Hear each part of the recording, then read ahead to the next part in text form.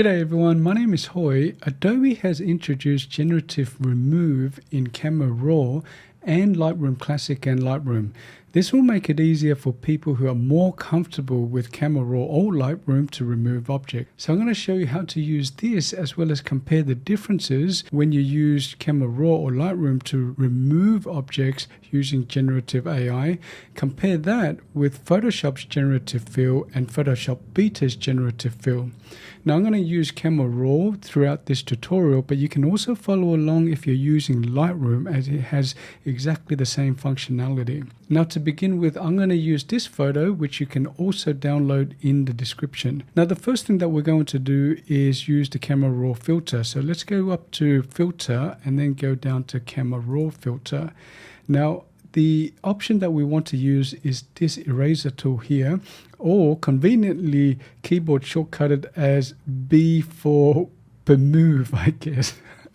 Either way, click on this icon or press B on the keyboard and then you'll see these three icons here. So we're going to focus on this remove tool here. Now before we get into the generative AI and all these whiz-bang tools, we're going to just use the normal remove tool, not generative AI, and then compare that with the results of generative AI and see the difference. So I'm going to zoom in here, press Option or Alt on the keyboard and scroll your mouse wheel up and then press spacebar and let's just drag it down. So what I'm going to do is just remove this potholes, if you like. Now my brush size is somewhat the size of where I want it to be. If you want to resize your brush, there's two ways to do it. You can move over to your options here and then just increase or decrease it from here, or you can use your left bracket key to reduce it and then your right bracket key to increase it. So I'm going to choose a brush size just big enough to cover this hole here, and then just click and drag, and then that has disappeared. Now if you're a user of Photoshop's remove tool, you know how wonderful it is. It's fairly quick and it's processed on your device, so which is why it's relatively quick. Now I'm just going to undo that, hit Command or Control Z a few times, and now we're going to use the generative AI functionality. So let's click on this, and now I've got my brush size the way I want it. So let's click and select that area, and unlike the remove tool, you can see that it doesn't automatically generate it. It makes a selection for you to see where you're going to remove, but it doesn't automatically generate it. So let's say that I want to remove that. I can either press return on the keyboard or go up to the apply button here, which I'm going to do, and now it's going to generate. Now using generative AI, you will need to have an internet connection because it will talk to Adobe's computers, generate the output, and then have to communicate it back into Camera Raw. So we're just going to speed this up a little bit so you don't have to wait all this time for this to finish. That took about 25, maybe even 30 seconds. I wasn't really timing it. So either way, it took a significantly longer time than the remove tool without generative fill option. So for small spots that you want to remove, it's probably worth your while to just use the normal remove tool and not with the generative AI, because you saw the difference in speed. As you can see here, it says early access. Now the beauty of that is that generative AI actually costs you in generative credits. It's included as part of your subscription cost, but every time you use generative AI, be it in Camera Raw or Photoshop or Illustrator, if you use those things, it actually deducts your credits. So depending on the package, you get a certain amount, and then each time you use generative AI, it just keeps deducting. Because this is in early access, it actually doesn't deduct your generative credits. So while it's still in early access, I encourage you to keep using it because it's quote unquote free. Now I know you guys, some people out there will say it's not free, Hoy, it's I've got to pay for my subscription. I'm not going to get into that, but it doesn't cost you in generative credits. Now, filling in holes that are sand, which is kind of, you can't really distinguish it, is one thing. But how does this go in terms of you removing, more complex stuff like people here? So let me just move on to these two blokes here and try to remove it. So with my generative AI option selected, I'm just going to select all this. Now, because this got shadows, you've got to remind yourself to actually remove the shadow as well as the people, because otherwise the people will be removed, leaving just a unexplained shadow. So just make sure that you remove the shadows as well.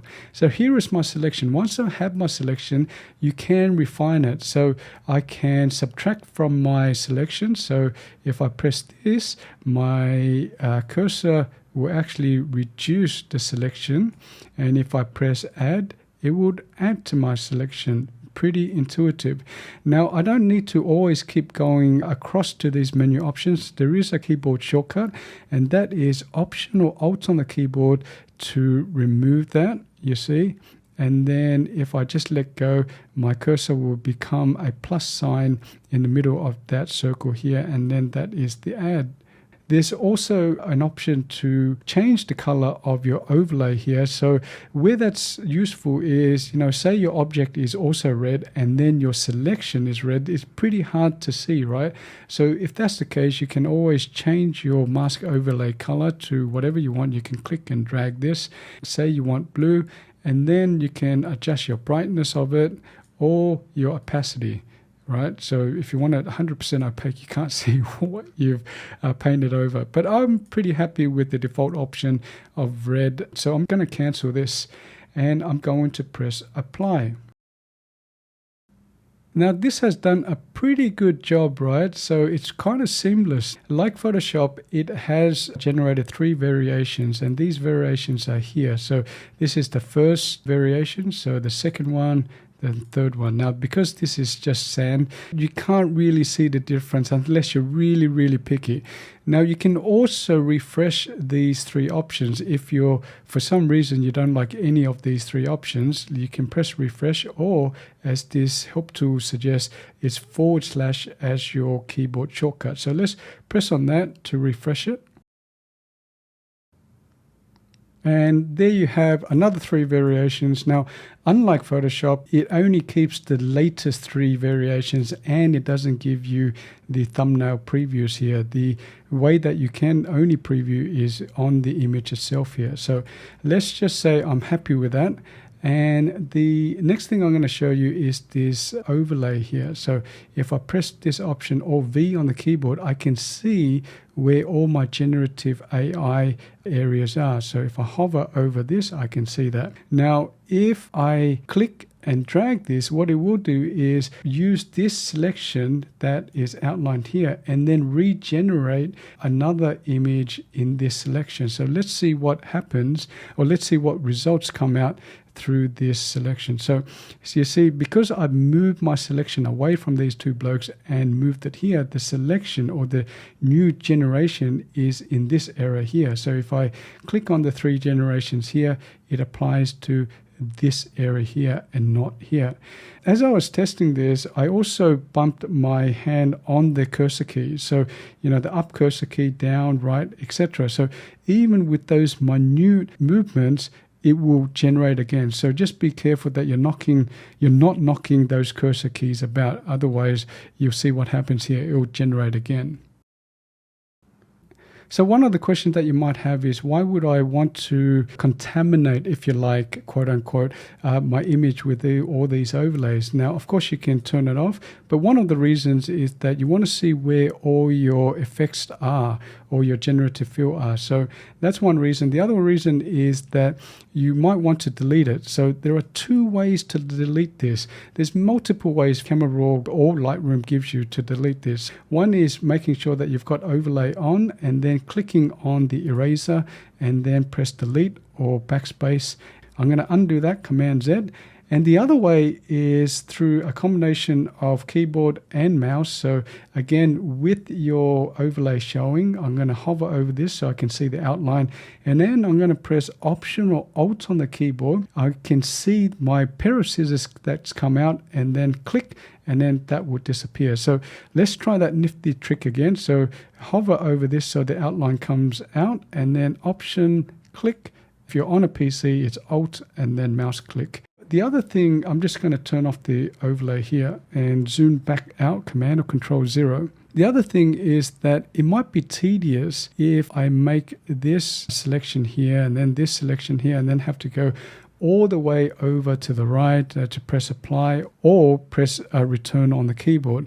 If I don't want to keep doing that, what I can do if I just undo that is ask Camera Raw to automatically apply the remove option using Generative Tool as soon as I release my mouse. And you can do that by clicking on Command or Control and then click and drag, and then as soon as I release my mouse, it will start generating.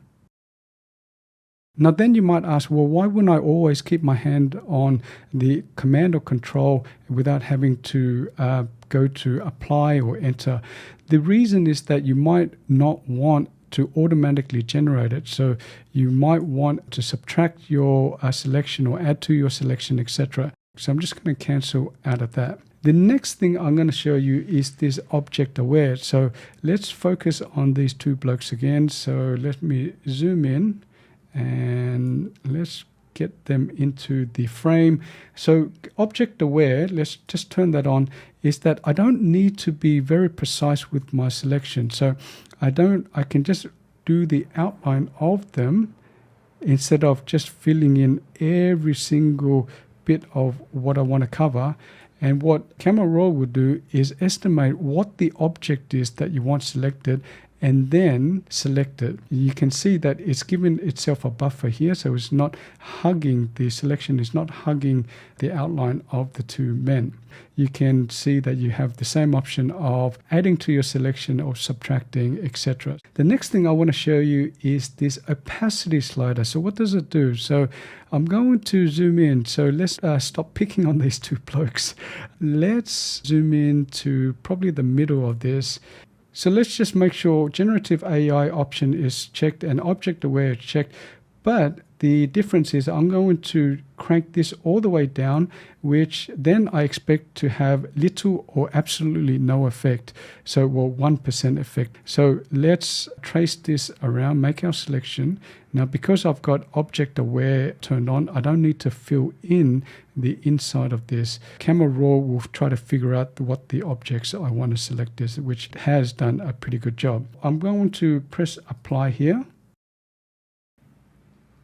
This is the after and this is the before. After, before. So if you're looking at these two women here, there's absolutely no change that I can detect. So I'm just going to undo that. Sorry, what I should have said was I used a keyboard shortcut to do the before and after. If you want to have a button to press, it's here, and you can see that the keyboard shortcut is the / key. Now, if I crank up the opacity all the way up to, say, 65, it will try to blend the original image with the new generated image. So let's see what this does again. So let's select all this. Oh, it hasn't done as good a job as before. Let me just paint that in and then press apply.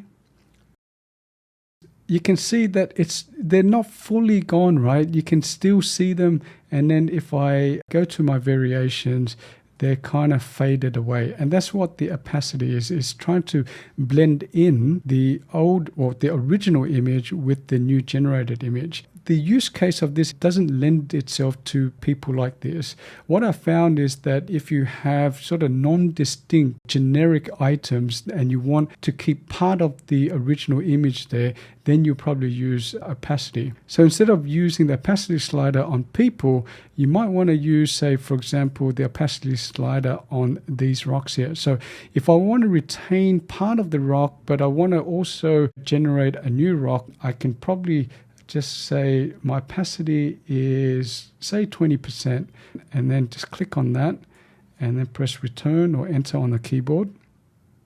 And let's go through the variations. So this is the first variation, second, third, first. So not a lot of variations here. You can see the before and after. So the backslash key. So this is the before, this is the after.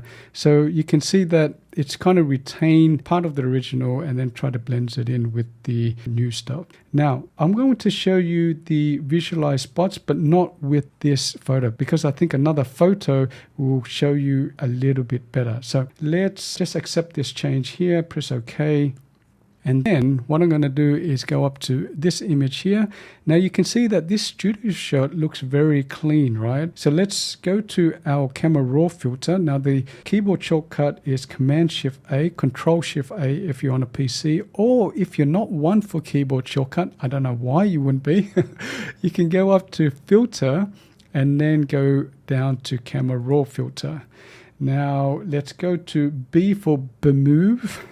Is it just me that find that funny, Remove? No, the Remove tool. Let's go through the visualize spots, and then depending on where your slider is, you can see less of the background, more of the background. So let's do something like this, and you can see that, you know, what we thought was a relatively clean image, you can see all these spots here, right? So if I just turn off use generative AI and object aware, because I'm not going to use these options, and then just scroll in, so option on the keyboard and scroll wheel mouse up, I can sort of just use the normal remove tool here. So these are sort of imperfections that we didn't see without this overlay here, visualize spots overlay. So I'm just going to click over that and then just remove it, right? You know, you could also use it for portraits, you know, model portraits, etc. So again, the backslash key for before and after. So this is the after, before. Just keep your eye out below here where I've made the change. So before, after,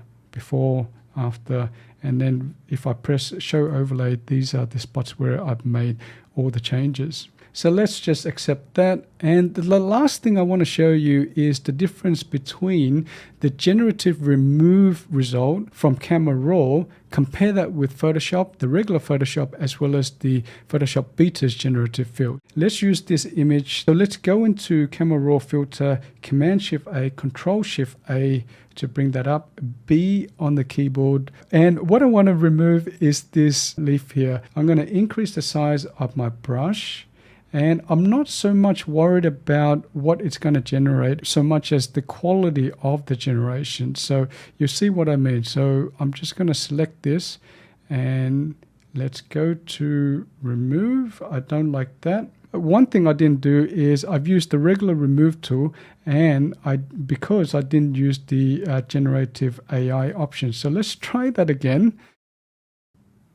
So let's cycle through our variations, even though I said I'm not worried about what is generated. So the third generation, and I'm just going to hide the overlay V on the keyboard, and I'm just going to scroll in a little bit to see the details. So you can see, hopefully, that the grainy image here is the original image here, and then the generated image is less grainy here. So there is a demarcation right along here where the center of my cursor is here. So you can see that it doesn't really match the graininess. The lighting is great, everything else is great, but it doesn't match the graininess of this. So I'm just going to cancel that and then compare the results of Photoshop's generative fill and Photoshop Beta's generative fill. So for that, I've already prepared, like a good chef, a file earlier. So let me just click on this. So this is the result from the Camera Raw. So if I zoom in, a little bit too much, and I can see that there is a line here. Now, if you can't see the line, let me just create a mark here. Just gonna get my brush tool. So there is a line somewhere here, and that demarcates the original image, which is up top here, and then the generative AI here. Now everything else looks fine, so I'm just going to switch that off. I've replicated the same thing using generative fill in the regular Photoshop. So obviously it's generated a different picture. That's the nature of generative AI. So let me just zoom out a bit. Here, this is the demarcation of the new versus old. So the old or the original photo is up top here. which is a little bit more grainy than the generative portion here, right? So everything else, as I say, looks good. The lighting is good, the portions are good, etc. If I go to the generative fill using Photoshop Beta, you can see that it's tried to match the graininess, but it's not perfect. But I've got to be mindful that I'm zoomed in at 200%. So whether it's noticeable for your work is something that you need to work out. So this is the line. So be on the brush tool. This is more subtle than before. So here is the generation. So this is the original photo and this is the generated portion. So it's much better than the other ones, which is the Photoshop one. So this is where the line is, and then this is the Camera Raw results. Now, so the lesson I take from this is that depending on the output of what you're going to generate to, whether it's a thumbnail or an icon on a website, which is, literally the size of your thumbnail, people may or may not recognize or see the difference between the generated portion. So that is Generative Remove, available in Camera Raw and Lightroom Classic and Lightroom. Now, if you enjoyed this video or learned a thing or two, let me know about it. Start a conversation. Hit the like button, subscribe, and hit the bell icon so you can get notified for when my next video is out.